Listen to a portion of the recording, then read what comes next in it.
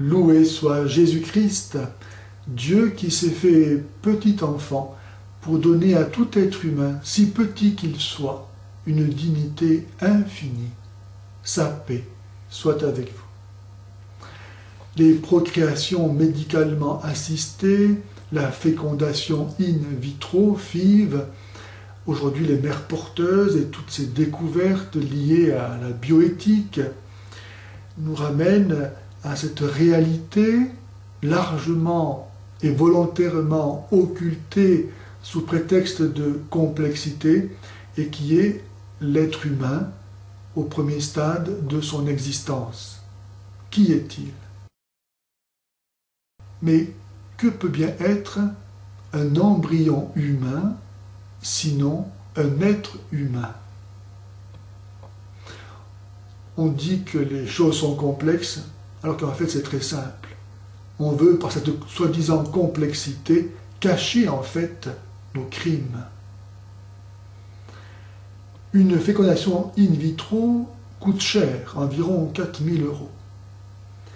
Et il ne s'agit donc pas de produire un embryon, un enfant, qui va ensuite être refusé par les parents sous prétexte de handicap, par exemple.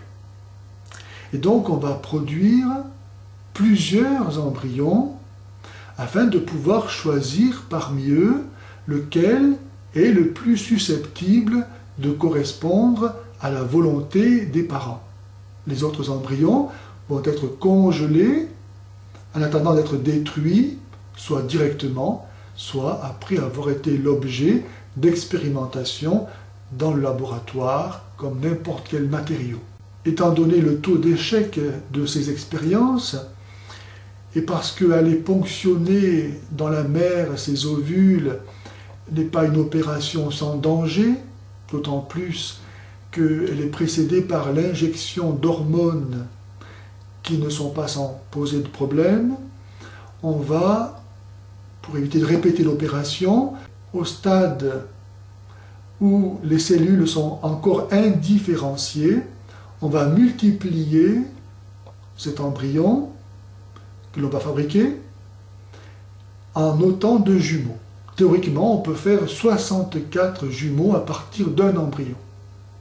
Et dans la série, on va choisir celui qui correspond le mieux à ce que l'on désire. Et à partir de lui, on va pouvoir faire une nouvelle série de 64 jumeaux. Et dans cette série, là encore, prendre celui qui correspond le mieux à ce que l'on recherche. Et ainsi, on fait ce que faisait Hitler, c'est-à-dire de l'eugénisme, de l'amélioration de la race. Mort aux handicapés. Face à ces questions de bioéthique, que nous dit l'Église? Rien d'autre que ce que tout homme, écoutant la voix de la sagesse, peut dire lui-même, en 4 principes. Le premier, c'est que tout être humain doit être accueilli comme un don et une bénédiction de Dieu. L'enfant n'est pas un dû. Je n'ai pas droit à un enfant. Un enfant n'est ni une marchandise à acheter, ni un produit à fabriquer. Il est un don et une bénédiction de Dieu. Cela paraît de moins en moins évident au fur et à mesure que se perd la vraie foi, qui est la connaissance de la vérité, de Dieu, et par conséquent de l'homme, et que grandit à la place de la vraie foi dans le cœur de l'homme l'orgueil de la science, par laquelle l'homme s'imagine devenir Dieu, créateur de l'homme. Le deuxième principe est que l'enfant doit être le fruit du mariage, c'est-à-dire de l'amour de ses parents. La procréation humaine par laquelle un homme et une femme collaborent à la puissance du Créateur possède ces caractéristiques spécifiques en vertu de la dignité personnelle des parents et des enfants. Si l'Église condamne les procréations médicalement assistées, c'est en vertu du respect de cette dignité de l'enfant et de l'amour de ses parents. On ne fabrique pas un enfant. Il y va de la dignité de l'enfant comme de celle de l'amour de ses parents. Nul ne peut soumettre la venue au monde d'un enfant à des conditions d'efficacité technique mesurées par des paramètres de contrôle et de domination. Un enfant est le fruit de la donation mutuelle et personnelle des époux. Or, l'intervention d'un médecin dans l'acte procréateur détruit l'aspect personnel de leur donation.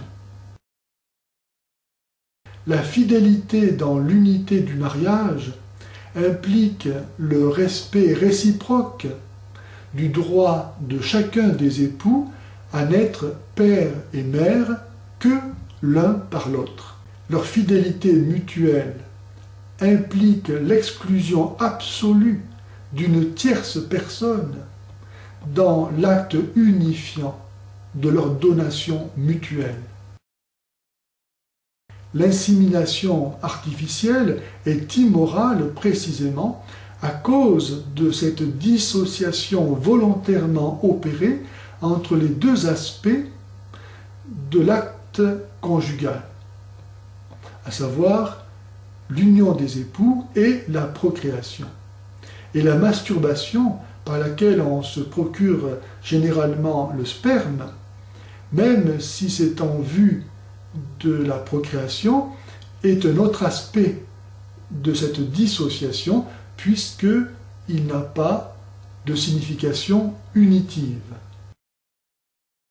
Troisième principe, l'enfant a droit à être conçu, porté, mis au monde et éduqué dans le mariage. Parce que, comme nous l'avons vu, le mariage est l'expression véritable de l'amour humain.